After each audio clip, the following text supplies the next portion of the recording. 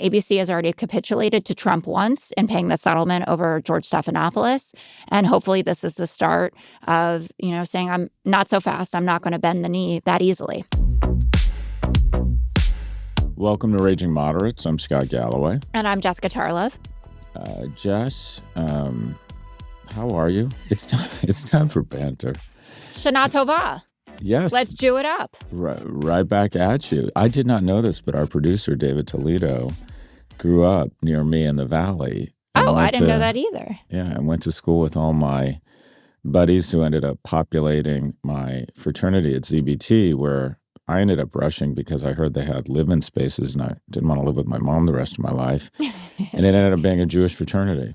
And anyways, is David Jewish? He doesn't look Jewish. He looks a little too cool. He's not. Honorary, though. So David's like an employee and kind of a second son because he comes from this area that your friends populated. Yeah, I immediately think of him as the son I never had. You put words in my mouth. Yes, David, you're a huge disappointment to me, and the best part of you ran down my leg. Ew. That's what I tell my sons. Is that wrong? Don't say that during Rosh Hashanah. Is that wrong? Yeah. Oh, you had to bring religion into it? Well, yeah, we started with Shana Tova. Yeah, no. If he's going to be my son, I've got to figure out a way to constantly communicate what a disappointment he is to me. As long as you leave him money, which I think is what we're all working towards. Yeah, I plan to spend it all. I think I'm tracking. I think I'm kind of leaving with almost nothing. Do they know that? My kids, well, your kids are too young. My kids are shockingly, and maybe this is a part of how spoiled they are. Actually, you know what? They have, I don't know where they got it. They have really good values around money. I took my son, I want to live my life. The bad news is talking about kids for a minute, and I think you'll find this, or I found it. I have a favorite. That's the bad news. What? Yeah, I have a favorite. We're in public. Yeah, I know. Whatever. At this point, whatever. Counsel me, Bob Iger. So, but that's the bad news. The good news is it switches. I go through phases where I'm really into an Alec phase and I'm really into a Nolan phase. And the reason I think I'm so fond of my oldest is that he's a mini me. I mean, literally, like when I hug him, it's like hugging my 18-year-old self. Mm. And he just looks like me. He kind of acts like me. He's just me as a younger man. And then the reason I'm so sort of just fascinated by his younger brother, Nolan, is it's as if we're from a different species. He's just he couldn't be more different than me. And I just Is he just your partner? Like, is he a total reflection of her, or he's an alien to everyone? Yeah, he's I guess, but I didn't know her as a child, so he's just so different. I mean, he doesn't look like me. He doesn't in no way behaves like me, interested in different things. And it's just kind of fascinating to watch someone see the world with a totally different perspective than yours. So, but yeah, it's the fun of this, right? It is the fun of it. Does one look more like you or your husband of your two? Yes, the younger one totally tracks from my side of the family in terms of looks. The older one used to be a complete replica of him, annoyingly so, where people were just like, oh, you're just the vessel, clearly, to carry around a baby McKenna. And now she has a little bit of me, but is still tilted more towards his family. So yeah, we have our own children in terms of looks, but vibe, I don't think I was like either of them growing up. And it's interesting to see it. We're both firstborns, and having the insight into what the life of a secondborn is actually like has been fascinating for me. Like, I understand my younger sister so much better because I have a second child now, and I feel terrible because it's hard to come second. Really? See, my guy, I think he acts like he's this little prince. The big argument in evolutionary biology or adolescent psychology is nature versus nurture, right? And I think all you need to do to know that it's nature more than nurture is to have two kids. And the only thing I'm really confident about when I speak to people who are about to have their second is I can predict exactly what the second one will be like. And that is, it will be entirely different than the first. Yeah. And we just haven't treated them that much differently. My oldest is very much something out of a Hallmark Channel movie. He'll come into the bedroom on a Saturday morning and say, and he's too old now, but when he was younger, get into bed with us and he'd pop up and say, let's make a plan. And you'd think, where are the cameras? This kid's something out of a Hallmark Channel movie. And my youngest is constantly assessing the household for vulnerabilities such that he can strike when we're at our weakest. He is an insurgent. Yeah, I mean, we just haven't treated them that differently, and they just couldn't be more different. Anyways, as Michelle Obama, who I think actually gives great parenting advice, said, they come to you. And this other adolescent psychiatrist who's big on TikTok says that we as parents like to think we're engineers, that we get to build the sheep from the ground up. And it's not. We're shepherds. We get to decide where they graze, what they eat, point them in a certain direction, but the sheep comes to you. And that was an unlock for me because I sometimes get frustrated that my kids aren't, X, Y, or Z. I think a lot of it is projection, just disappointment in my younger years. But anyways. Well, the best part of that messaging is just enjoy them. Because you can't really do a lot else. And if you're there just for the joy of this ride, it's so much better than thinking, if I had done this, then he or she would have ended up this way. Like, smile and take them in, and it goes so fast. And I still have babies, but I already am sad that they're going off to college. So. Yeah, don't be sad they're not going to be babies. I found babies awful, but. Well, I like babies. It does go incredibly fast. And what you said, I think, is important.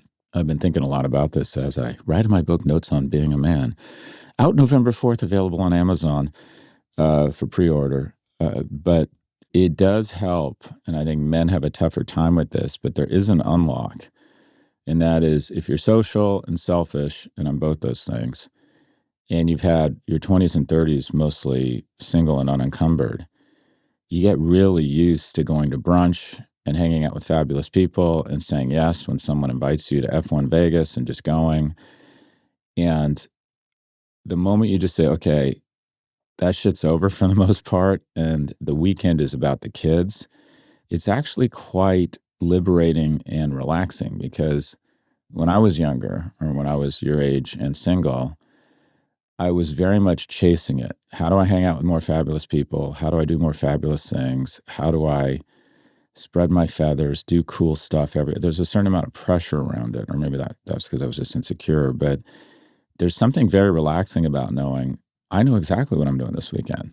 I'm taking the kids to soccer practice. I'm, taking them to see their grandparents, and just sort of giving over, just sort of surrendering all logistics and like kind of emotional bandwidth to your kids, and knowing that's what you do. That's why you're here. I kind of leaned into it. I used to resent it. And then I found it actually quite liberating and quite exciting. Yeah. Anyways, this has been a unusual banter, but I think we should get to the actual news of the day. Slow news day. We're going to talk about why Jimmy Kimmel returned, Trump's unproven medical advice on autism, acetaminophen, you fucking idiot, and how the White House is being remodeled in Trump's taste. All right, let's get into it. An ABC and the Walt Disney Company announced Jimmy Kimmel would return after a brief suspension that set off a nationwide backlash. Media critics, Hollywood unions, celebrities, and even some Republican leaders and Rand Paul condemned it as an attack on free speech. Online, fans threatened boycotts of Disney, Nexstar, and Sinclair stations, framing the decision as a dangerous precedent for political pressure on the media. Jess, what do you think of Disney's walking this decision back? Brendan Carr really fucked up, huh? I mean, the need to run to get in front of a camera will always be the downfall of these Trump appointees, people in Trump's orbit. If he had just kept his mouth closed, he perhaps could have gotten away with it, and found some other way to signal to, Sinclair and Nexstar what was being planned. But I think there's a good pro-democracy message laced in here, which is you are not powerless. And that has been the big concern since Trump came back into office. Like, what can we do? And you can cancel your subscription. If you're one of those adults that wants a Disney wedding, you can cancel your $150,000 wedding. And guess what? They're going to pay attention to that. I also think, it's a very bad day for those folks who were arguing that this was just a straight up business decision, because it's very clear that that is not the case, and that Brendan Carr played such an important role in pulling Jimmy Kimmel off air, and then getting him back on air. So net, good day for democracy, good day for the First Amendment. A lot of pressure on Jimmy Kimmel, though. It'll be interesting to see, what he has in his monologue. And when we recorded that rapid response video, organic plug for our YouTube, please subscribe to the Raging Moderates YouTube channel, because Scott and I are posting there all the time.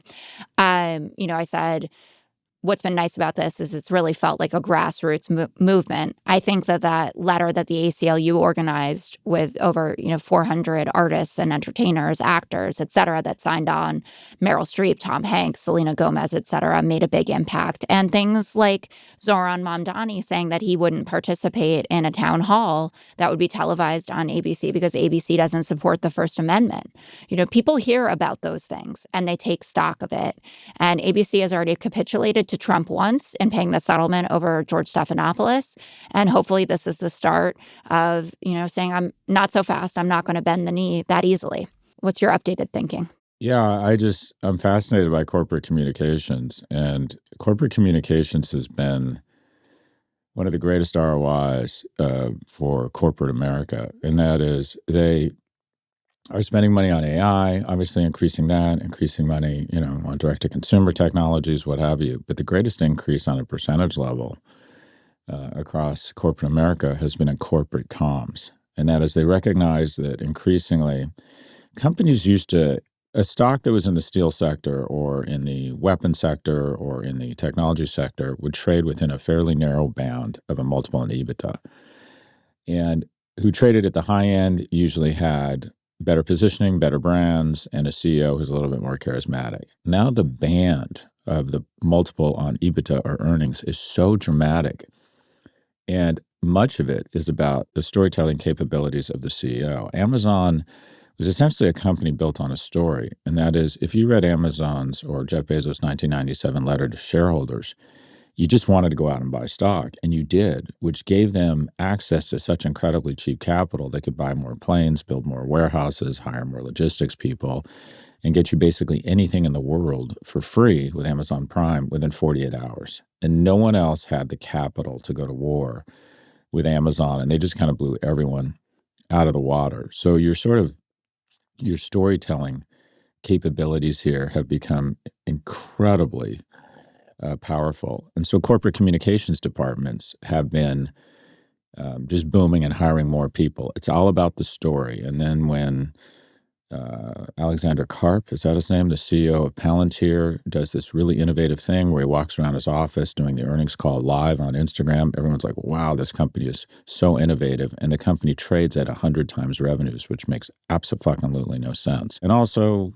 Elon Musk commands $1 to $3 billion in earned media by just being crazy and being on Twitter all the time, and has a huge advantage versus General Motors. And no one really cares what Mary Barra says or threads or tweets. So Tesla gets all this incredible free advertising because of, in some ways, storytelling or just having a blowhorn. So this press release from Disney, it can go wrong, though. And this press release I would describe is being gangbanged by what must have been 24 crisis management experts who were parsing every word and ended up with a press release that was milquetoast and totally disingenuous. They said, after discussions with Jimmy Kimmel, we further understand, we decided to bring him back. They don't give a flying fuck what Jimmy Kimmel thought. I mean, what, they didn't think to do this before they fired him? And then they'd also said that because of some ill-timed and insensitive comments, they decided to bring the show. Ill-timed and insensitive, we have said. I don't think there is a progressive media personality or even a conservative comedian who hasn't said things much more, quote unquote, insensitive. And here's the thing. You don't need a First Amendment when people say things slightly insensitive. You need a First Amendment when people say really stupid, provocative, angry shit. There are some limits. You can't incite violence. You can't spread lies about somebody that hurt their economic livelihood. That's defamation. But other than that, a hallmark of a free society is you can pretty much say anything about pretty much anyone at pretty much any time. And so the infraction here of not even a speeding ticket and then firing him and then pretending that after speaking to him and that these were ill-timed comments, they continue to lie. This is the bottom line. This is about money, full stop. And that is they recognize someone called and said, our site is crashing because so many people are trying to cancel Hulu, ESPN, and Disney Plus. We are getting calls from our cruise line saying people are canceling. We just heard from, I don't know, Zendaya, that her agent is worried that she should pull out of a movie because of what is going on here. And they got together and said, oh, it's costing money. Let's backtrack.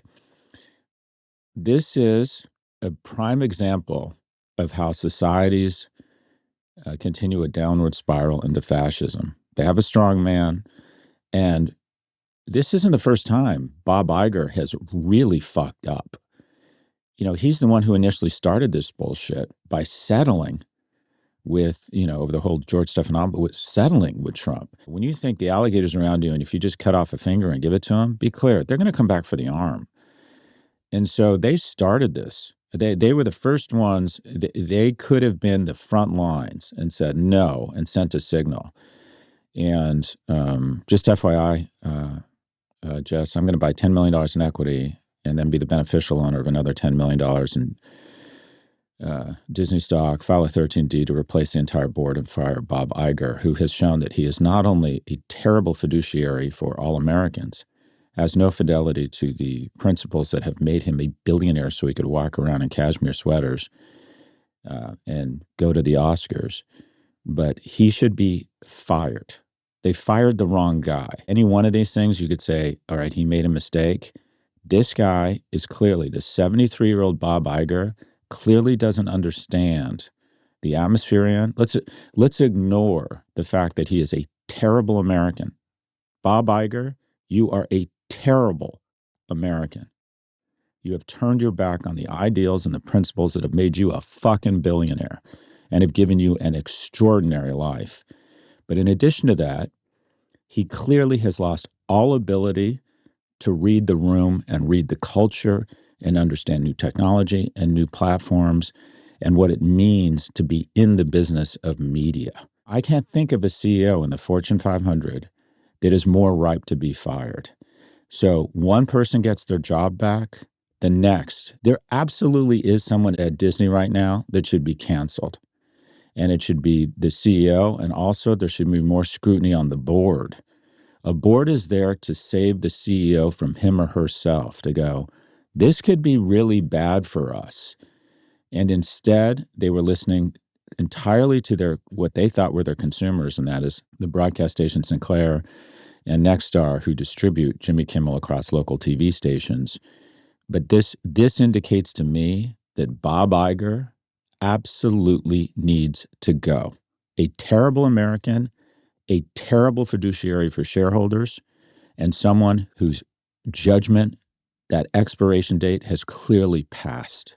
Your thoughts? Made a pretty clear case there. I wonder if there'll be some scrutiny of Dana Walden as well, who I think is the one that has really the close relationship with Kimmel and was the one who went and met with him right after the Brendan Carr comments, et cetera. But I'm sure, and I don't know Bob Iger personally, but he's been rumored to have pretty thin skin, and seeing Michael Eisner, the ex-CEO of Disney, coming after him and saying, what a capitulation. How could you possibly do something like this? Really stung.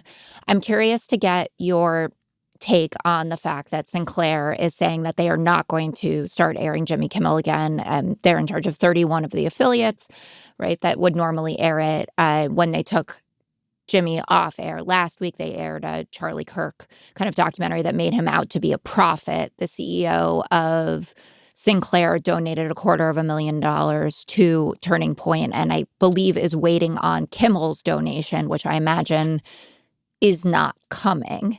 I could see a world in which Kimmel makes a donation to a cause in Charlie Kirk's memory or something like that. But I assume that he's not going to just say, oh, yeah, you said jump.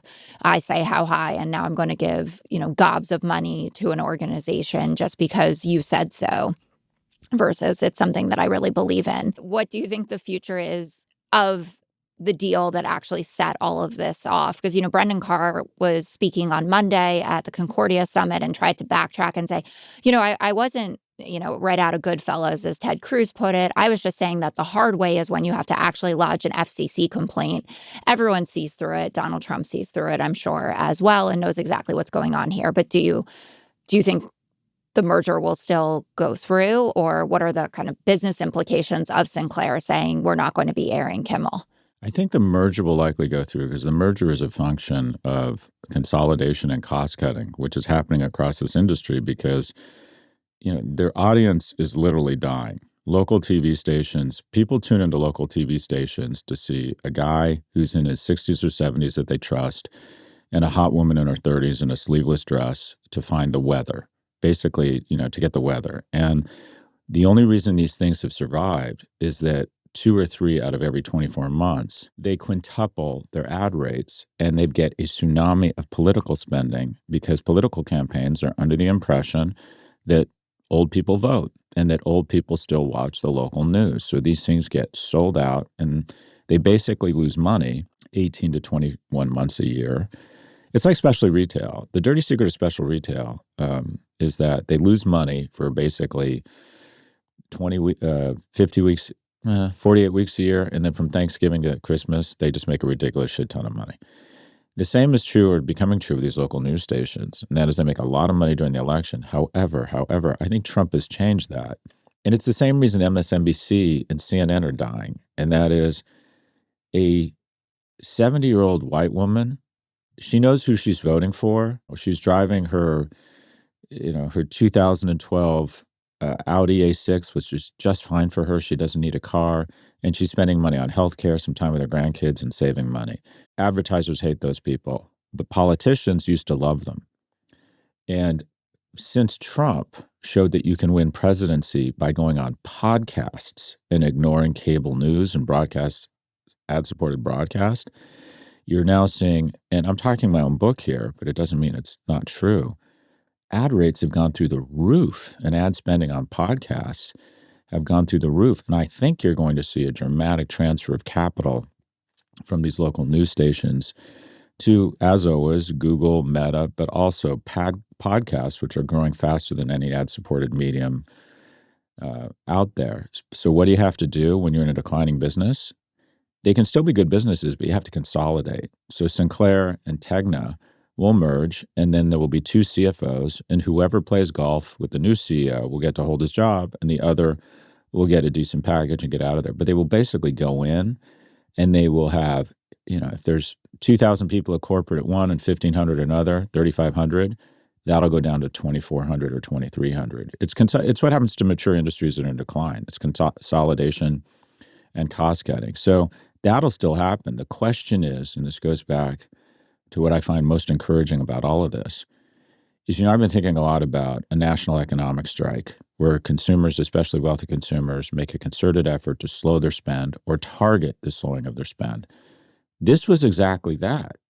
It wasn't that Bob Iger or anyone on the Disney board woke up one day and said, I've rethought this decision. I've listened to our customers. I've talked to some people, and I realized what we did is wrong. And a step back from the wrong decision or the wrong direction is a step in the right direction. No, it was none of that.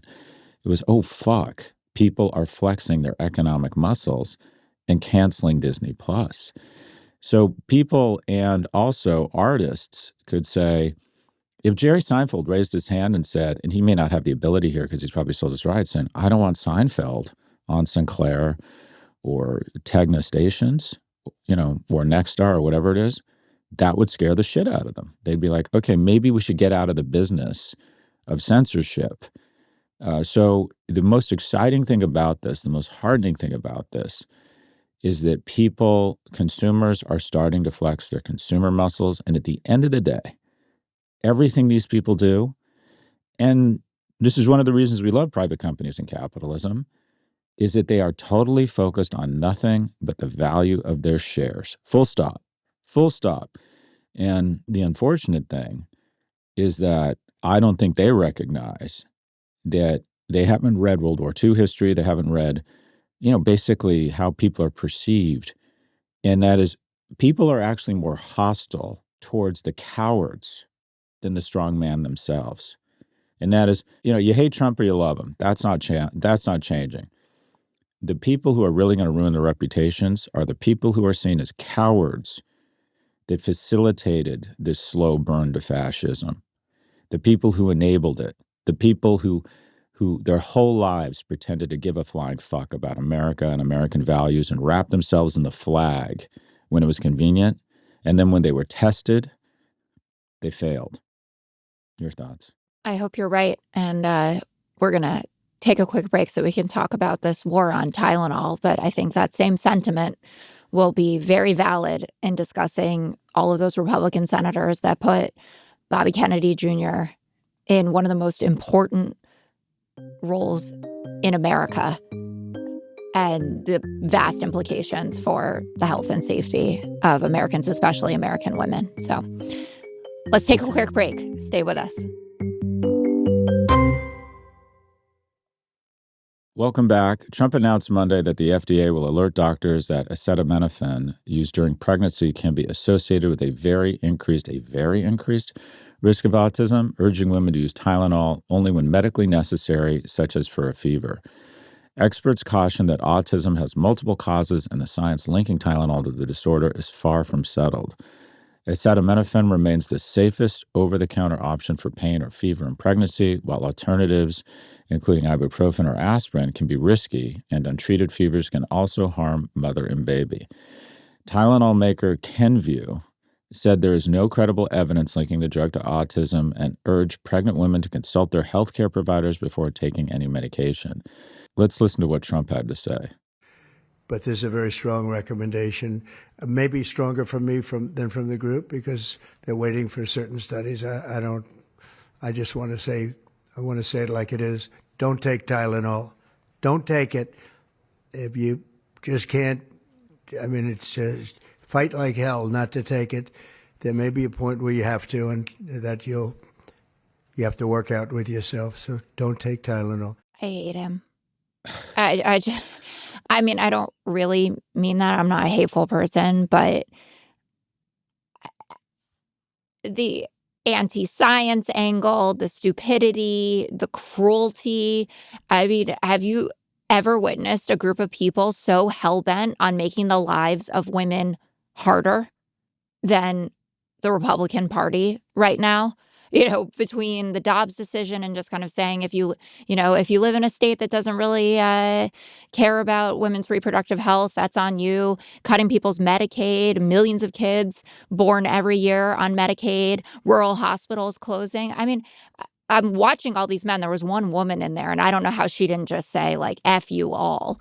But I'm thinking about that drive uptown to go and deliver. My water had broken. I'm sitting in the front seat on a towel. And Brian is trying to find the perfect song, right? Like for our ride up the West Side Highway, as if I care that I drive into the hospital listening to Fleetwood Mac and it crescendos at exactly the right moment. And I'm just thinking, you have never in your life experienced pain like what I am feeling at this moment. And you play D1 football. You've had the shit kicked out of you a lot, and you still don't understand what's going on. It's not like Brian didn't understand that. He was, very generous and kind through the entire pregnancy. But you're watching these guys. It's like Tylenol is the one thing that a woman can take during this 9-month period where you have to give your body over to somebody else. And it's all that you think about is caring for this little person that you are going to love more than anything else in the entire world. The guilt that women feel for eating a piece of salami on a charcuterie tray. I went to my doctor to say, is it okay if I have a Diet Coke? Right? Because that's my vice. Some people like coffee. I wanted one Diet Coke a day. And she had to sit down with me and say, yes, it's fine. And I said, but what if? Women don't have a glass of wine. in America, even though all over Europe, they're more comfortable with it. But the anxiety about what could happen and that, God forbid, something is wrong with your baby. And you think back to that night where you had a glass of Chardonnay just because you needed it while you were watching Love is Blind and the implications of that. And these guys just stand up there with nothing grounded in science. I mean, every medical association has to release a statement right after saying, do not believe your government about what they're telling you. I mean, there's a much higher risk to the mother and the baby if you have a fever. And again, you can't get rid of a fever any other way during pregnancy than taking Tylenol. And they just stand there. They're so smug. And that Trump is vacillating between don't do this and also I don't really know. Like, I'm not a doctor, his usual. And of course, they're not mentioning that the drug that the cure that they're pushing, this luvocorin, as a cure for autism, not borne out by any studies, by the way, is sold by Dr. Oz's supplement company, Iherb. So again, there's always a grift element to it. So he's going to get a kickback. Bobby Kennedy Jr. probably going to get a kickback because he loves all of these trial lawyers, right? You know, he's made millions of dollars off of bringing frivolous lawsuits against drug makers. And Elizabeth Warren, rightfully so, grilled him in his confirmation hearings about it. He had nothing to say, stammering through it. I'm upset. How do you feel? Yeah, obviously you have more personal experience here. No, but you've loved somebody that's going through this. I mean, can you imagine if someone had said, oh, no, you tough it out. Just tough it out. I don't know. I mean, it was weird when my partner's water broke. Yeah, it is weird, right? Well, I don't know. It's like my first dog. I never actually believed this dog was ever going to die. I couldn't imagine it. The same with my partner's water breaking. I just never believed it was actually going to happen. And then when it happened, we had been told that rookies during a first-time pregnancy often showed up way too early. that the thing takes a while. Relax, you're going to be fine. So she broke her water. So the first thing I did was I ran a bath for her and said, all right, let's not be those idiots and get to the hospital too early. And get sent home. Yeah, it's the worst that they get do sent that. home. Yeah. I'm like, let's relax. And I made, candles, did my best, nice bath. Oh. And I heard her let out a scream. And it was all I could do to stop shaking to turn the bath off because we were going straight to the fucking hospital. And then we went downstairs, and in one of those New York moments, there was a cab, and a bunch of young people jumped in the cab. And I screamed at them. I said, get out. My wife's in labor. And they immediately got out. Yeah. And that's the one time you can kick people out of a cab. And my only value add was when we got there, it was like she was screaming. And I said, get the epidural. And they said, it's too late. The baby's coming. And I'm like, get the fucking epidural. I don't care if the baby's already out. Drug her up. Yeah. Give her the good stuff.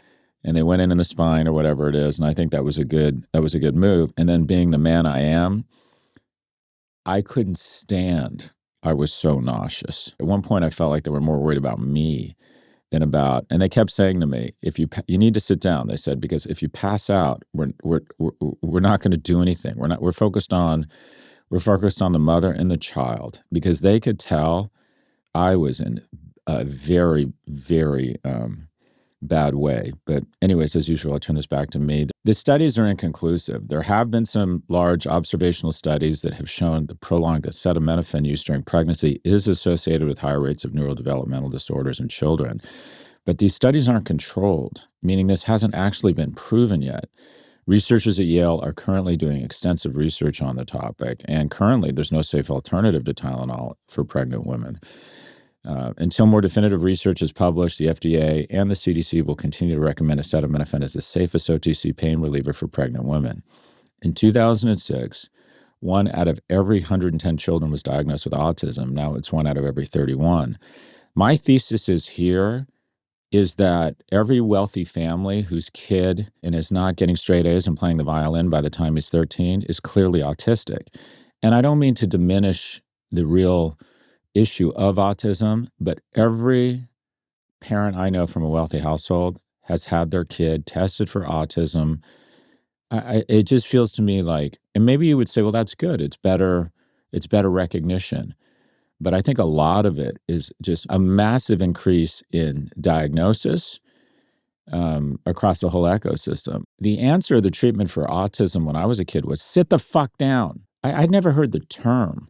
Anyways, I'm doing what you're not supposed to do. I'm doing what RFK does and making assumptions with having no credibility here. No, but it's true. In 2013, they expanded the definition of what falls into the category of autism. So it used to only apply to people with really extreme cases who would never live independently, like the most severe cases. And now it includes Asperger's. So like Elon Musk, right, is now on the spectrum. And you hear this and people use it to describe anyone from like a guy you went on a date with who didn't make great eye contact to someone who has to live with their parents or in a group home for the rest of their lives. So, of course, you're going to have a huge uptick in the number of people that are being diagnosed with quote unquote autism.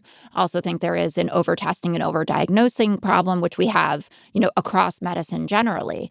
But in terms of the study on this, so yes, there's no causal relationship. What the administration is doing is they're running with a study and not noting the fact that they then took the results, which was a preliminary 5% risk, but then they checked it by adjusting for siblings within the same family, so the same mother who'd had the same kind of pregnancies.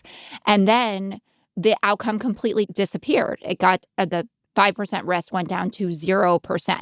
So completely vaporized. And that's kind of floating all over social media. So you should go and look at it in the Journal of American Medical Association. They looked at over 2.5 million kids. It's not that like they looked at 10 kids, in Amish country. And we should note that the Amish have autism. And also they do have some vaccines. They also have it in Cuba. Those were the examples that he was using yesterday.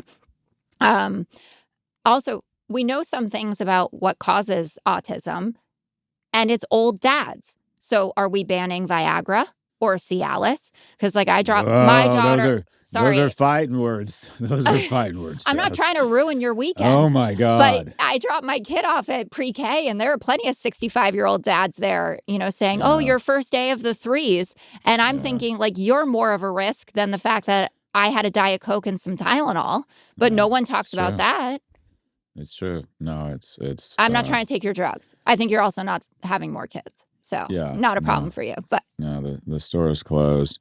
I think at the end of the day, what this is one, Trump likes this sort of kind of Maha movement and likes the attention and the controversy that RFK Jr. Foments. And more than anything, again, there are 5 or 6 people armed with AI in a room going over every possibility to every day announce something. It can be stupid. It can be crazy. It might be a trip to hang out with the royal family.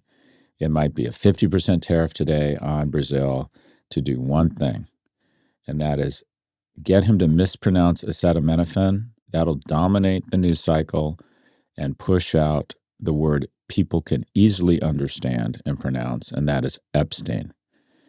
This is nothing but an attempt, in my view. I mean, it does. Let me be clear. Let me give RFK Jr. credit. He is an idiot. He is a dangerous man who will likely create, with poor, uninformed medical advice, has the potential to create more death, disease, and disability than any cabinet member in history, maybe with the exception of, I don't know, some people might say, Secretary of Defense McNamara. Is that fair? Anyways, but their job right now, everyone's job, oh, good.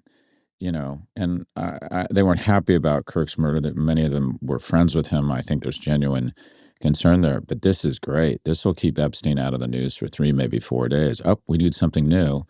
Let's announce we're banning where people shouldn't take Tylenol. Also, the lawsuit that's coming their way is going to be absolutely massive. Talk about your crisis comms situation from the Disney thing. Like, what must be going on in Kenview HQ right now? Anyways, with that, we'll take one more quick break. Stay with us. Welcome back. Before we go, since returning to the White House, Trump has been busy redecorating and remodeling. The Oval Office now gleams with gold, from the 18-foot ceilings to cherubs in the door frames. Fox News this spring, he said the room needed a little life. and that no paint could match real gold. The updates don't stop there. Trump is planning a 90,000 square foot ballroom, the first of its kind at the White House, capable of hosting 650 guests. It will replace the East Wing and is funded by Trump and private donors. Here's a clip of Trump giving donors a tour of some of the renovations. Thousands, actually, of pictures, beautiful paintings, some of them in the vault for over 100 years. And we added a lot of 24 karat gold, and it's very expensive and I think very beautiful. You know, when you look at the fireplace, when you have a leader sitting on the one side and the other side, and you look at what's behind with the lights beaming, and that's all 24 karat gold, and that's why it just beams. Was it not gold before this was? No, it wasn't. They didn't have really any gold. They didn't have gold, and they do now. That was actually a flat piece of marble, there for a long time, but a flat piece of marble. In those moments, it's so clear to me that he really liked his life as a reality TV host and real estate developer. And it would have been nice if he had just stuck it out. And then he could talk about the Liberace vibe for hours, and it wouldn't have vast implications for the global order, because that's really what's going on here. And like, I'm always struck by, well, how I don't want to just say his taste is bad. It's not my vibe. I'm like a mid-century modern type of gal. But that's part of it, that it's so gaudy and it's so gold. But also that he has no sense of history or desire to be part of presidential history. You know, this rewriting of everything and this coming and I'm just going to blow absolutely everything up and install my vision of it. It's so lacking in perspective on what role he's actually playing in our history. I mean, people will be studying him, obviously, for the rest of time. But the real giveaway is obviously that this is being funded by private donors. So another way that you can gain access to Trump and to his family. You know, we've obviously been talking about the $3-4 billion that he's made off of crypto, but I was looking at how much his kids have made now since he's been in. Eric Trump, 40 million last year to an estimated 750 million. That's a lot of crypto. Don Jr. is up to 500 million. He was at 50 million last year. Barron Trump, even worth 150 million on his own at 19. And then obviously Jared Kushner, he's a billionaire now because of the investments coming in from the Mideast into his private equity firm. They're taking us to the cleaners. They are just laughing. They're sitting on the set of CNBC, you know, fielding these questions, just blatantly laughing at us that we are allowing this to happen and that our ethics laws and our norms and, frankly, our metal sometimes is not strong enough to meet the moment of this level of grift. And that's more disturbing to me than the gold-plated everything. Yeah, so we know what happened here. He sat down with the interior decorator that they hired, and he said, I have a vision for this thing. I want it to look like an Iraqi whorehouse. And this thing is so tacky, and he has violated the first rule of interior decoration. There was clearly no gay man involved in this process. This was some straight white woman out of Bob Jones University whose husband is a donor. This thing is so tacky. And by the way, Bosch, it's not your house. It's your residence for the next 3.5 years. And it's supposed to be steeped in tradition such that people in 20 years from one party or the other, that when people come into the house, they feel as if they're in an embodiment of America and American culture. And some people might say, well, gold is part of American culture. But again, this came up from AI. Give him a tour of the house. People will talk about it for a day and they won't talk about Epstein. Have you seen these TikToks and Architectural Digest? I hate them. I love Arc Digest. I love interior the design. Welcome to My Home? Yeah, I'm going to pretend that I did this and not my hairdresser who became an interior decorator. I'm going to pretend that me, David Schwimmer, depict out this painting, and I went to Spain to pick out the right fabrics and find. Give me a I fucking carried the break, boss. Calcutta marble myself on my back. I just, I love the veining in this marble. I do like seeing in their homes, though. It's total. Yeah, it's like great porn. It's wealth porn. But it just strikes me. I just think, do you think anybody, come on, do you think really anybody believes that David Hasselhoff just has incredible taste around Definitely not Hasselhoff. Around mid-century modern architecture. So those things, I just wish they were forced to have the person or the people who actually did this stuff. Anyways, like you had to go around with your decorate. I mean, some of them do give the appropriate shout outs, but yes, they're probably way too busy to have played that level of a role in creating their abode. It does not stop me from watching it, especially ones around the New York City area where I'm like, oh my God, if I just had $12 million, that could be my brownstone in Brooklyn. I just want to say there are, it's fun to make fun of him, and I enjoy it, but real implications of the fact that this is the kind of stuff that Trump is focused on and the Tylenol ban. He is down 19 points on handling the economy and 30 points on handling tariffs, even minus 10 on handling crime. And Democrats are up 9 on the generic ballot in the latest Washington Post poll. So the House is on fire while he's caking it in gold. And, I don't want to get over my skis. I don't know what is going to happen in the midterms. I feel good going into it. Can always feel better. Democrats keep working on the messaging. But they're paying absolutely no attention to the things Americans actually care about. 100%. All right. That's all for this episode, Jess. Thank you for listening to Raging Moderates. This is a production of Prof G Media and The Tribe, David Toledo. That's right. David Toledowski. Jess, have a great rest of the week. You too.